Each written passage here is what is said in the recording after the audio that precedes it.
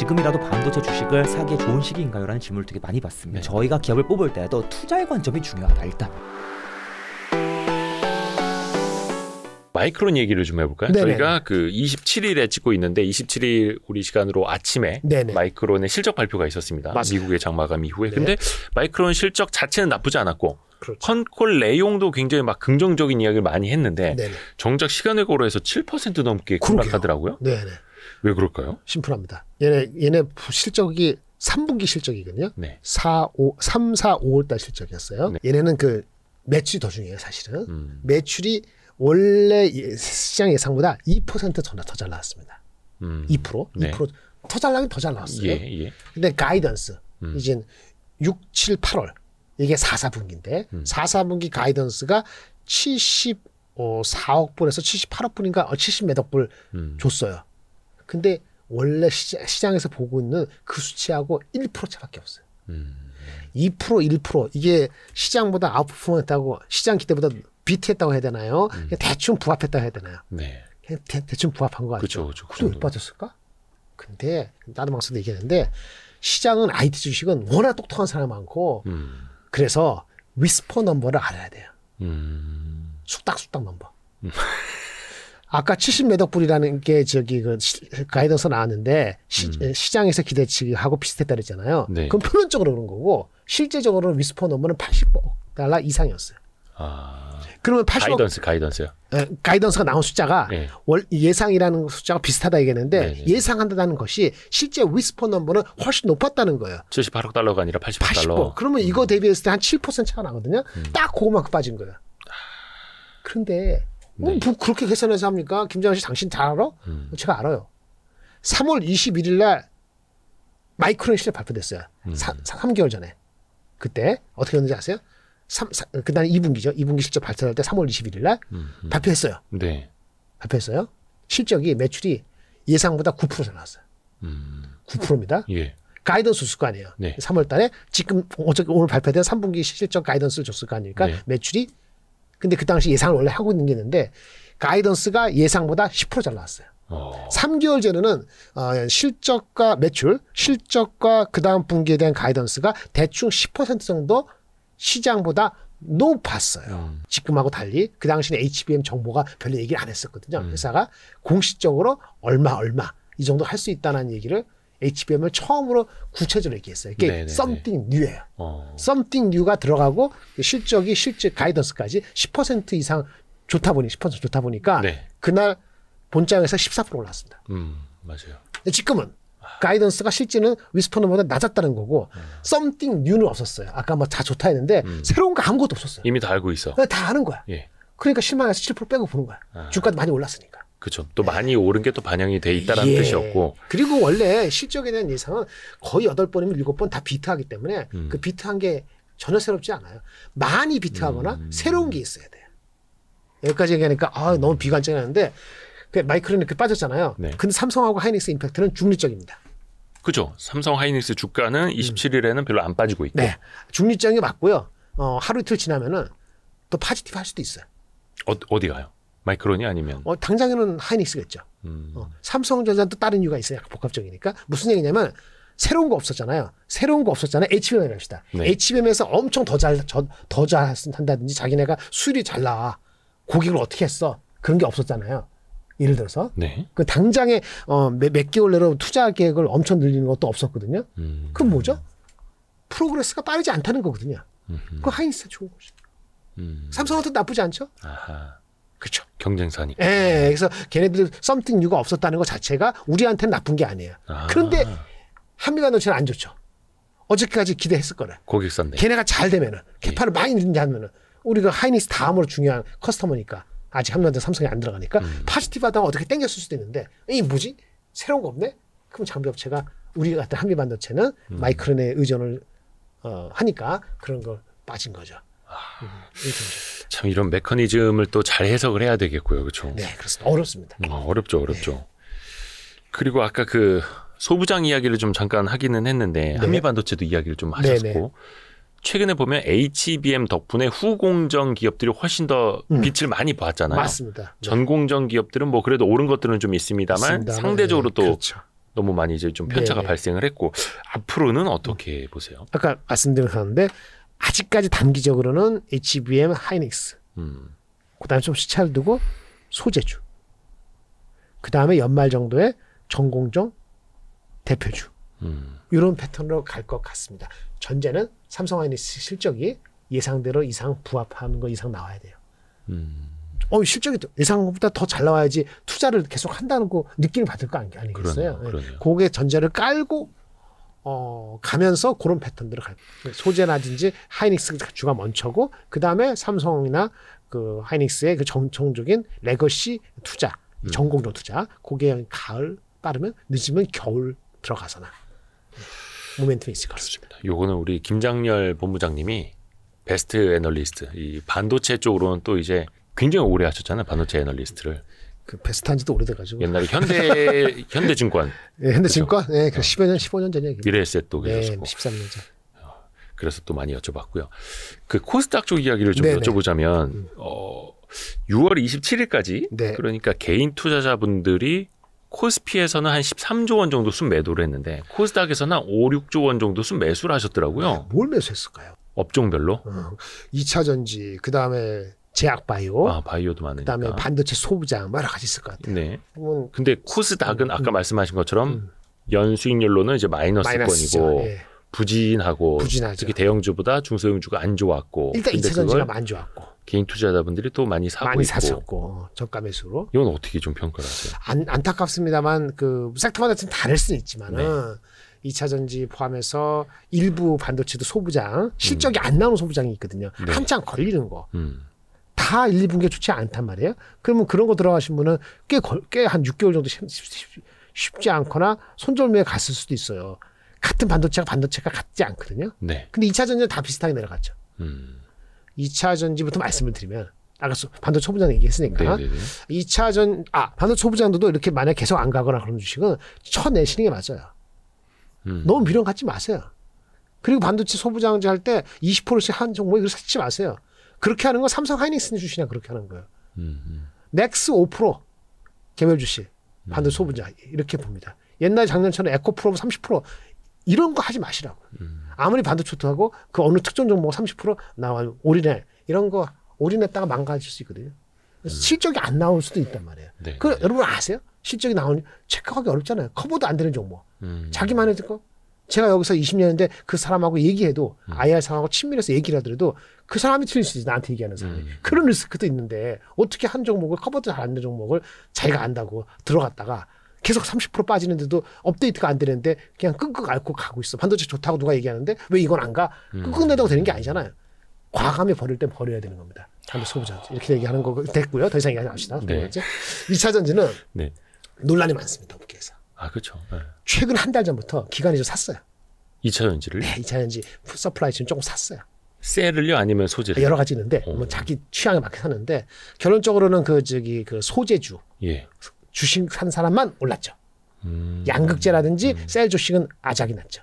LG 엔솔이고 삼성 SDI도 안 좋고 근데 양극재는 말할 것도 없고 계속 안 좋았죠. 그런 주식 산 사람도 있는데 성공한 기관 투자가들이 움직임 지금까지도 하는 거는 소재주, 전해질 전해질 아니 동박 첨가액 네. 동박 네. 관련된 거 이런 종목만 좀 됐을 거예요. 그리고 대표적인 게 대주전자재료. 그냥 최근에 한 건 롯데 에너지 머티리얼스 동박이죠. SKC하고 경쟁하는 거. SKC 자회사가 있는 게 롯데 에너지 머티리얼스 있거든요.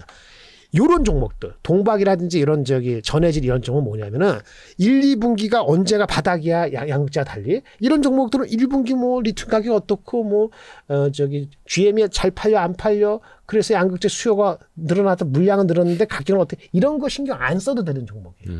시간이 가면서 방향성이 더 확인이 될 수 있기 때문에 그거를 선취했다고 보여지는 게 지금의 나머지 것들은 이거 아니에요, 김장훈 씨. 갑자기 지금 다 왔어요. 8월부터 갑자기 양극재 갈 수 있어요. 라고 하실 수 있잖아요. 그 말씀드리겠어요. 그럴 수도 있어요. 그렇죠. 어차피 그 배터리에 대한 수요는 전반적으로 비슷할 텐데. 그렇죠. 그런데 아까 말씀드린 것처럼, 아까 그 전해질이라든지 동박 이런 거는, 그거는 어차피 그쪽 섹터이기 때문에 양극재 이슈가 되는 거는 그 전기차에 가장 코스트가 많이 들어가는 게 배터리인데 배터리에서 가장 큰 거 40%가 양극재이기 때문에 양극재는 그런 1분기, 2분기 출하는 게 너무 신경 쓰이는 거예요. 그래서 오버서플라이 되고 그러는 건데 아까 음극재는 비중이 작아요. 그래서 음극재는 기술 개발이 중요하고 전해질도 작아요. 전해질도 중국하고 경쟁해서 우리가 어떻고 이런 다른 여건이 있기 때문에 그건 바라볼 수 있는 영역이 다르 있어요. 그래서 다르다는 거예요.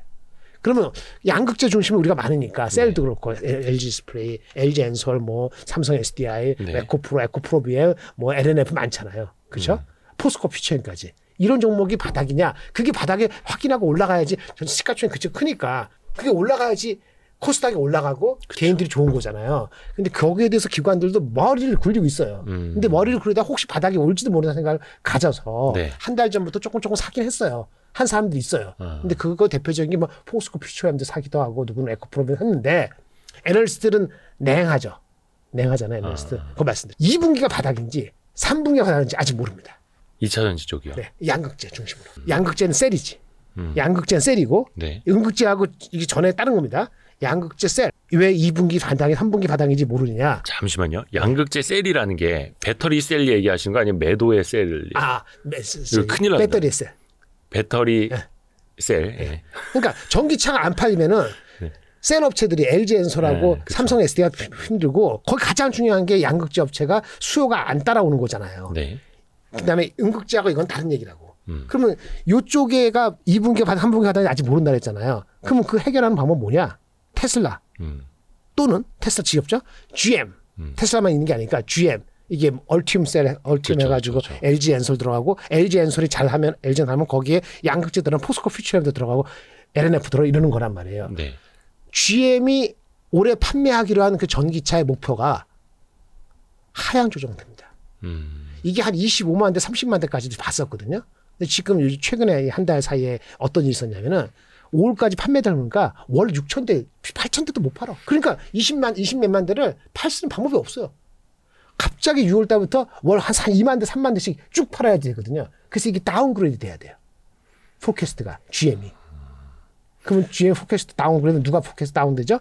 LG 엔솔부터 다운됩니다. LG 엔솔이 올해 원래 매출 목표가요. 회사가 애널리스트 가이던스 주거든요. 1월 달에 YOY 5% 성장이었어요. 그런데 LG 엔솔 잘 들어보세요. 상반기까지 매출이 어떻게 되느냐 작년 대비했을 때 컨센서스 수치는 마이너스 20 몇 프로입니다. 이게 플러스 5% 되려면 하반기 어떻게 돼야 되잖아요. 그렇죠? 마이너스 20%예요. 하반기 엄청 좋아야 되잖아요. 근데 지금 내려가고 있잖아요. 지금.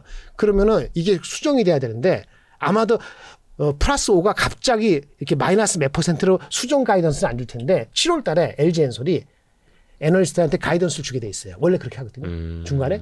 아마도 플러스 5%는 속마음은 마이너스 5% 마이너스 10%로 해야 되는데 충격이 있어서 그런지 아마 그냥 플랫 정도로 줄지 몰라요. 그럼 애널리스트들도 갑작스럽게 플러스 5% 올해 성장을 마이너스 10%로 예상하는 거를 제시를 못 할 거예요. 근데 실제 속으로는 그렇게 갈 수 있다는 걸 알면서도 그렇기 때문에 7월 달에 업데이트되는 것이 숫자가 한번 내려갈 텐데 그게 디 엔드가 아닐 가능성이 꽤 높다.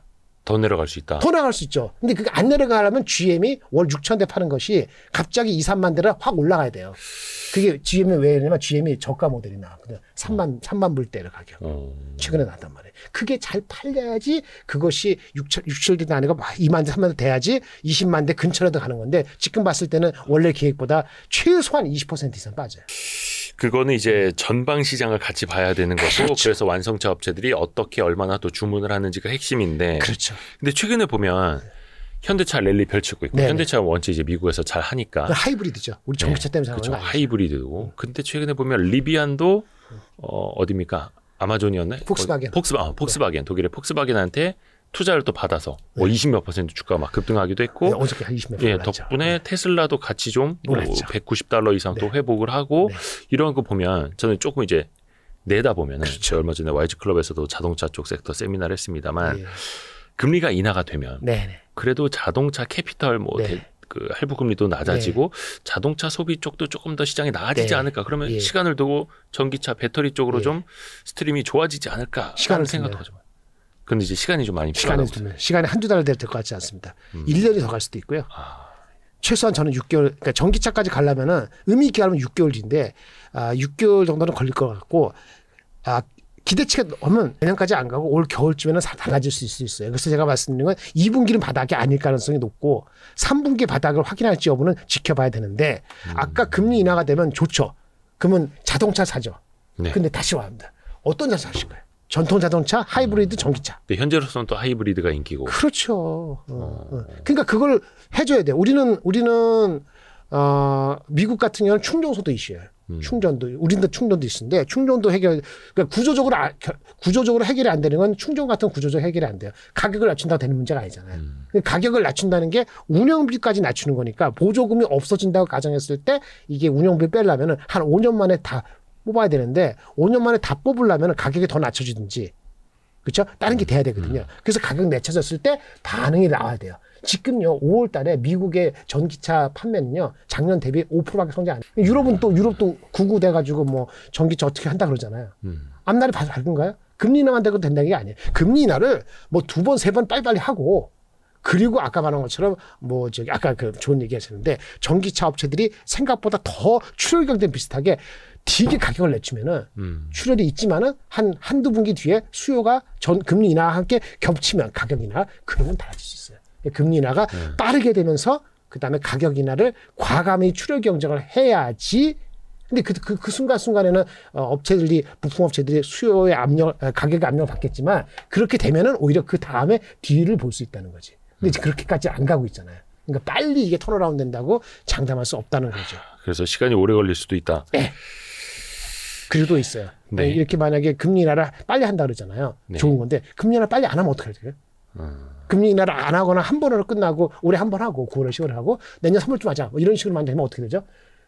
만약 그럴 가능성도 없지는 않잖아요. 그 6월 FOMC에서 되게 매파적으로 발언이 나왔는데도 시장은 9월 금리 인하가 이제 시작할 거다라는 것도 그렇죠. 반영을 하고 있죠. 근데 금리 인하가 만약에 잘 안 하면 어떡할 거예요? 그럼 또 이제 충격이 될 수도 있다. 무슨 얘기냐면 유중을 해야 되는 업체들도 꽤 나오고 자금들다. 여러분들 알만한 회사들이 다 가능성이 저도 함부로 얘기 못하는데 업계에서는 이 금융업계에서는 가능성이 꽤 있다고 보고 있어요. 전기차 업체들이 아니면 아니요. 우리 부품 2차 전지. 알만한 회사들. 네. 다 노출돼 있어요. 부채가 많고요. 그다음에 투자를 하려면 돈이 부족해요. 안 돼요. 네. 그래서 그거 하니까 주저주저 하는 거예요. 바닥이라 하더라도. 그러니까 확실히 바닥을 확인하고 금리나 되는 거 하고 구조적인 이슈가 아니라도 가격에 대해서 반응을 하는 걸 보고 하자는 건데 어떻게 할지 모르니까 2차 전지 있는 어떤 섹터에 좀 사고 싶어요. 척구병을 보면 척구병. 네. 척구병에 해당되는 것이 요즘 보니까 제가 추천하는 거 아닙니다. 네. 요즘 좀 보니까 업계에서는 롯데에너지 머티리얼스, 대주전자 이런 것들이에요. 양극재는 한 달, 2달 뭐 이런 거 난리치잖아요. 그거 맞출 수도 없단 말이에요. 그래서 혹시라도 양극재 하면은 포스코 퓨처엠가 낫다고 사는 사람이 있는데 말씀드릴게요. 이거는 그쪽에 얘기했으니까 포스코 홀딩스 얘기한 편이니까 포스코 퓨처엠은 유산전자 할 수도 있어요. 그 이야기가 좀 나오고 있는 거예요? 네. 그렇게 추론하는 사람들이 꽤 늘고 있어요. 그래서 아니야 그렇게 해도 얘네들은 잘할 거야라고 하는 사람도 있지만 그럼 좀 기다려 볼까 이런 사람들이 있어요. 그러면 지금 제가 말씀 안 드린 다른 종목들은 그런 리스크가 더 클까요? 덜 할까요? 그러니까 내가 굳이 바닥을 만들려고 내가 애쓸 필요는 없다. 없죠. 근데 이럴 때 금리 인하가 임박했다. 그러면 생각이 바뀔 수 있고 다른 섹터가 갈 게 없어. 자동차나 일반 자동차, 반도체, 뭐 조선주, 화장품 이런 주가 땡기지 않아. 너무 많이 올라갔거나 아니면 그쪽도 펀더멘털이 까리까리해. 그러면 더럽게 많이 빠진 2차 전지가 갑자기 튀면은 그건 업사이드 리스크잖아요. 그쵸. 그러면 그 척구병이 많이 늘어날 수 있는데 지금 그런 분위기 아니잖아요. 그러니까 그걸로 그 척구병 보내는 것도 그쪽으로 난단스러운 거지. 이게 요즘 분위기다. 기간이 다 틀릴 수도 있어요. 여러분 알아서 하시는데 근데 그런 걸 아시고 같이 해야 된다. 그러니까 하다 오를 수도 있지만 그래도 일단은 척구병을 조금만 보내놓고 일단은 지켜보자라는 심리가 더 강하다. 근데 양극재보다는 아까 다른 쪽이 있기 때문에 그런 주식들이 가는 거예요. 그리고 아까 롯데에너지 매트리스나 이런 것들이 안 싼데 올해 기준으로는 이건 지금 양극재 이슈가 아니고 내년도 이슈니까 내년도가 되면 PER이 30배 이하예요. 그럼 리즈너블하게 보일 수도 있어요.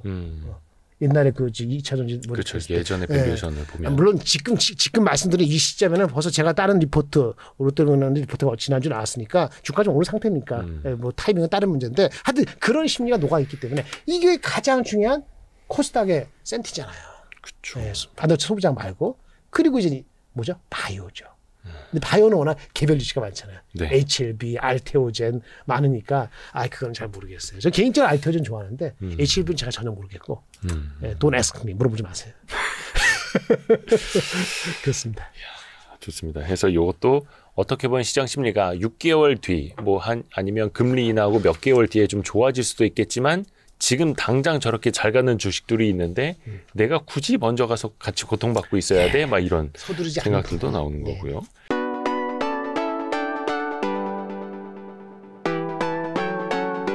다음번 상승 사이클을 기대하면서 지금이라도 삼성전자, 하이닉스 주식을 사모으면 좋을까요? 지금이라도 반도체 주식을 사기에 좋은 시기인가요? 라는 질문을 되게 많이 받습니다.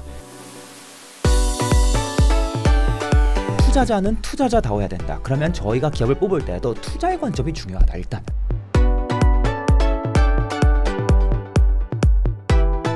투자 공부에 드는 시간을 확실히 단축해드립니다. 서두르세요.